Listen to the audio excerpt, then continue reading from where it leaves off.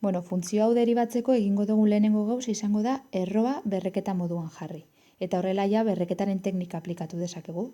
Berretzailea aurrera pasatu biderkatzen, gero berretzaileari bat kendu, eta azkenik bider barrukoaren deribatua. Hau izango litzateke katearen erregela. Orduan, barrukoaren deribatua egiterakoan kontuan izan zazpi ber x berbiren deribatua dela hau dana.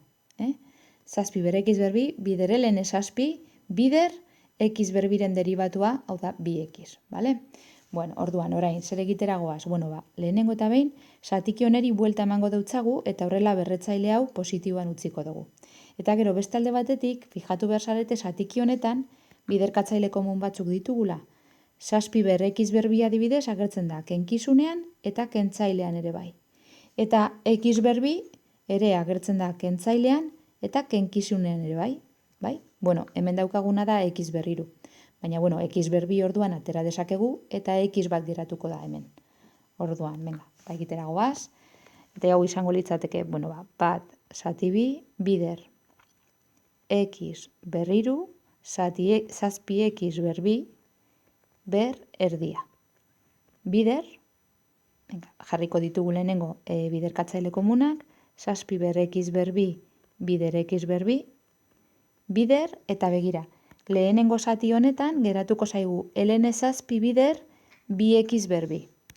Orduan, ln zazpi bider 2x berbi. Eta bigarren zatian geratzen zaigu bakarrik 3. Vale? Eta, momentu bat, eta bean izango genduan x ber 6, beraz, x ber 6. Bueno. Jarraitzen dugu. Orduan, orain, zer egingo dugu? Bueno, begira, konturatu behar zaretea honek biak simplifikatu daitezkela. Vale? Orduan, x berbi desagertuko litzateke eta hemen izango genduan berlau.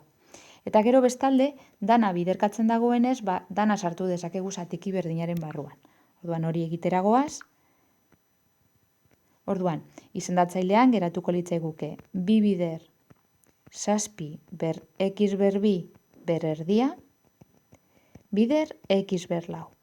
Eta zenbakitzailean izango genduan x ber iru ber erdia, hau da x ber iru biren, bider zazpi x ber bi, bider 2x bider ln zazpi, ken iru. Nik nahiago dut beti xak logaritmoen aurretik jarri, ez daizuen pentsa hau da nadala argumentua, baina bueno, berdin dio ordena, bale? Bueno, orduan, orain, zer gertatzen da hemen? Begira, konturatu bergara hemen, ere elementu batzuk simplifikatu daikeguzala. Hau adibidez, simplifikatu daiteke honekin, bai? Berrekizunak berdinak direlako. Orduan, honek biak simplifikatuko ditugu. Eta gero, beste alde batetik ere, imaginatu, nik hemen jartzen dizuedala ber bat, bai? Ber bat hori jartzen baldin badugu, bueno, ez dugu esertxo ere aldatzen, ez da? Balioa ez da giztiako oneri balio aldatzen. Baina, agian igual errezago ikusten dugu, honek biak simplifikatu daitezkela.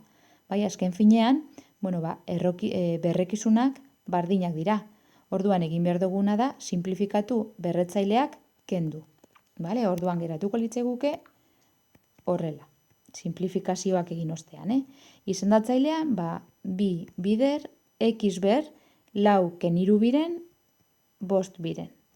Eta zenbakitzailean geratuko litzaiguke, bueno, zazpi ber, x ber bi, ber, batzati bi. Bider, 2x bider, ln zazpi, keniru. Vale, orduan, orain egingo duguna izango da, erroak sartuko ditugu. Vale, berretzaile batzuetan zatikiak ikusten ditugunez, badakigu horre erroak daudela. Orduan, zazpi ber, x ber biren errokarratua, bider, 2x bider ln zazpi, keniru, zati, bi bider, erro, x ber bost. Vale, orduan, hemen egingo duguna ja azkenengo pausua izango litzateke, x ber bost ikusten dozue atera daitekela kanpora.